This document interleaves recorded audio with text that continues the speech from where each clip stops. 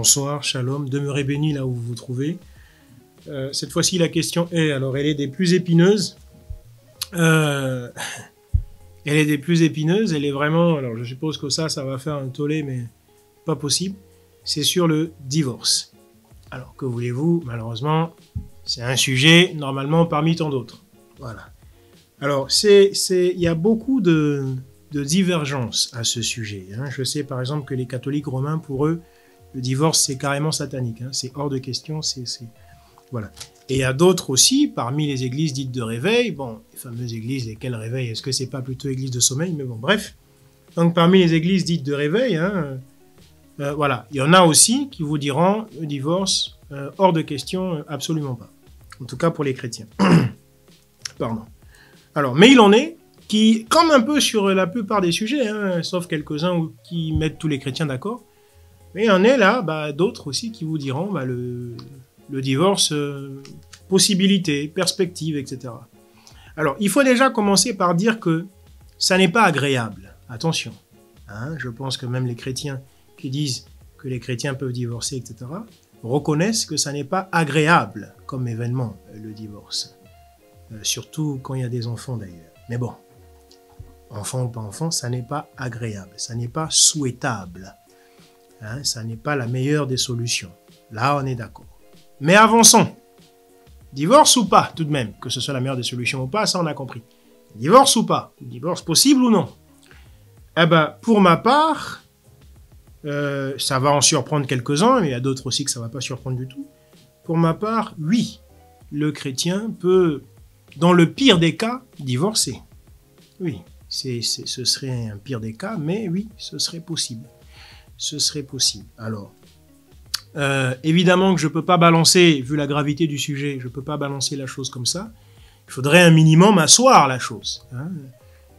En tout cas, du moins, expliquer pourquoi je pense que c'est quelque chose de possible. En tout cas, dans le pire des cas, c'est possible. Pourquoi? Matthieu 19 au verset 9, on va donc prendre l'écriture. Matthieu 19 au verset 9, il est dit, c'est le Seigneur qui parle au jour de sa chair, il dit, mais je vous dis, quiconque répudie sa femme, sauf pour infidélité, et en épouse une autre, commet un adultère. Alors, c'est le Seigneur qui parle ici, il dit, quiconque répudie sa femme, sauf pour infidélité. Alors, on ne va pas chercher à être, chers frères et sœurs, plus saints que Dieu. Hein? Si Dieu lui-même dans la chair nous dit, sauf pour infidélité, c'est-à-dire met une porte de sortie, on ne va pas chercher à être plus saint que Dieu. Et encore que infidélité ici, pour beaucoup, c'est juste une question sexuelle, alors que non. Infidélité, déjà pour les Juifs, mais qui plus est même pour l'Écriture.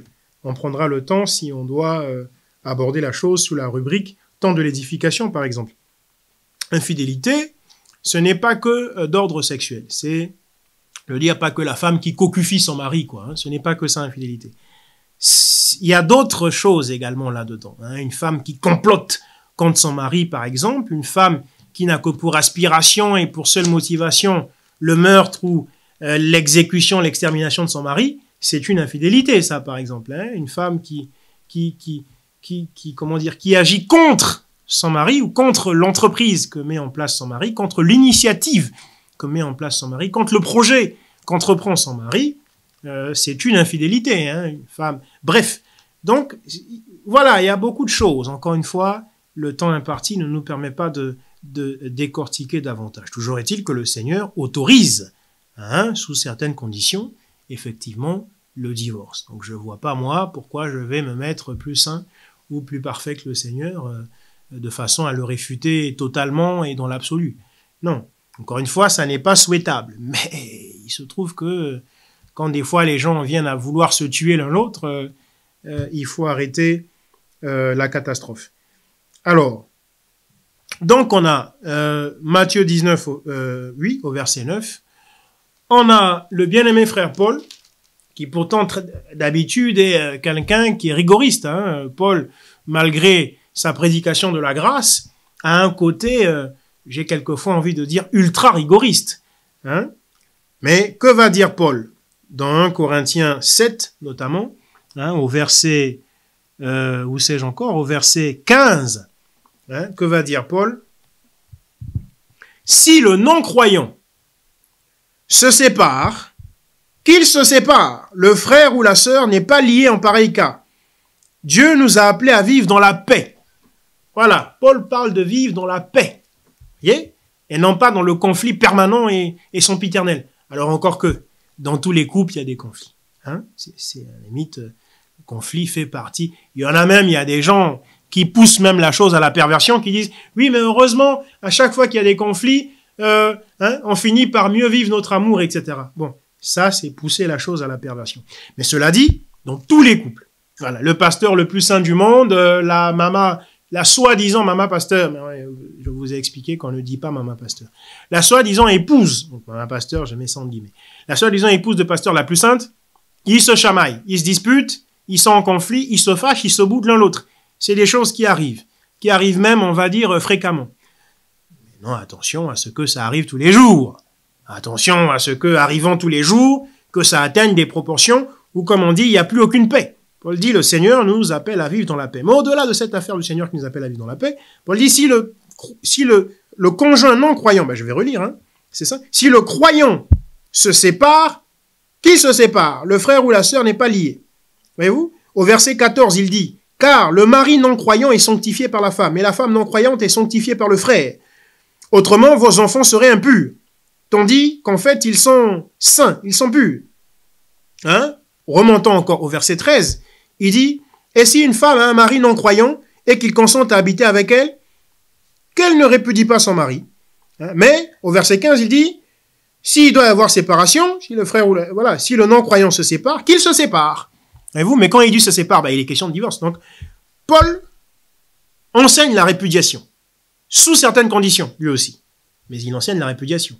Alors, je ne sais pas qui de nos jours serait plus saint ou plus parfait que Paul, pour dire, ah non, la répudiation satanique, ah non, il faut pas. Encore une fois, je ne suis pas en train de dire que c'est quelque chose d'agréable, la répudiation. Je ne suis pas en train de dire que c'est quelque chose de souhaitable. Je suis en train de dire que c'est le pire des cas. Mais malheureusement, que voulez-vous, nous sommes sur Terre. Le pire des cas, il arrive que ça se produise. Vous voyez, on n'est pas dans le meilleur des mondes. On n'est pas chez Aldous Huxley, 1984, etc. Enfin, dans le meilleur des mondes, tout simplement. Vous voyez? Donc, on n'est pas là-dedans. Et il se trouve que, oui, malheureusement, le pire des cas, c'est quelquefois une solution. Maintenant, d'autres vont dire, ah, mais Franck Kayengo, tu exhortes, comment dit-on, les gens, donc à cause de toi, à cause de ta prédication, ça y est, dès demain, il va avoir des centaines et des milliers de divorces. Je dis, c'est une accusation malhonnête. C'est une accusation de malhonnêteté. Personne ne m'a attendu pour le faire. Avant moi, il y en a eu des milliards, depuis l'histoire d'Adam. Après moi, il y en aura, si le Seigneur n'est pas revenu entre-temps, il y en aura je ne sais combien. Donc personne ne m'a attendu. Je ne suis donc pas l'auteur ou l'instigateur de divorce ou de quoi que ce soit des couples. Simplement, j'enseigne ce que disent les Écritures, en tout cas tel que je le comprends. D'accord? Et même, par rapport à 1 Corinthiens 7, si on prend cette affaire de le non-croyant, mais on peut élargir la chose. Le non-croyant, enfin, élargir la chose. Attention, comprenez-moi bien. On peut expliciter la chose davantage. Voilà, je dirais ça plutôt comme ça. Le non-croyant n'est pas seulement celui qui dit « Ah, je crois pas en Dieu » ou « Je crois pas au Seigneur Jésus-Christ ». Le non-croyant, ça peut être aussi qui? Attention, le non-croyant, ça peut être, dans Matthieu 18 au verset 17, Matthieu 18 au verset 17, prenons donc Matthieu 18 à partir du verset 15, « Si ton frère a péché, va et reprends-le. Reprends-le seul à seul. S'il t'écoute, tu as gagné ton frère. Mais s'il ne t'écoute pas, prends avec toi 1 ou 2 personnes afin que toute l'affaire se règle sur la parole de 2 ou 3 témoins. » Verset 17. « S'il refuse de les écouter, dis-le à l'église. Et s'il refuse aussi d'écouter l'église, qu'il soit pour toi comme un païen, un péager, qu'il soit pour toi comme un païen, un péager. » Donc, vous voyez que celui-là, chez qui on dit « emmène-le à l'église », etc., c'est au départ un croyant. C'est un croyant. Mais le Seigneur, par rapport à ce processus qui est indiqué dans Matthieu 18, du verset 15 au verset 17, il dit que celui que l'on croit croyant peut très bien revêtir le statut de non-croyant, de mécréant. Et si on joint ça à 1 Corinthiens 7 là-bas, donc on voit que si le non-croyant veut se séparer, pareil. Celui-là que l'on disait croyant au départ et qui finalement s'avère être un non-croyant parce que le processus de Matthieu 18 a été fait et qu'il se trouve que finalement c'est un non-croyant, pareil, ça peut aussi tomber sur le coup de 1 Corinthiens 7. Bon, encore une fois, c'est un avis. Il peut y avoir d'autres chroniqueurs qui passeront, qui ne seront pas d'accord, qui vont contredire. C'est pas grave, c'est normal. C'est normal. Je vous ai dit, 1000 prédicateurs, 1000 prédications. Hein, et non pas 1000 prédicateurs, une prédication. Non. Parce qu'on a tous des façons de voir, de comprendre l'écriture qui quelquefois se contredit ou simplement divergent, ou simplement se complémentent. Donc à chacun le soin d'aller dans le sens dans lequel le Seigneur a permis qu'il aille. Hein, évidemment, mon souhait n'est pas de voir dès demain des couples volatilisés. Toujours est-il que c'est la compréhension que j'ai, que voulez-vous. Je ne peux pas faire semblant, il faut que je sois moi-même. Voilà, donc demeurez bénis. Shalom.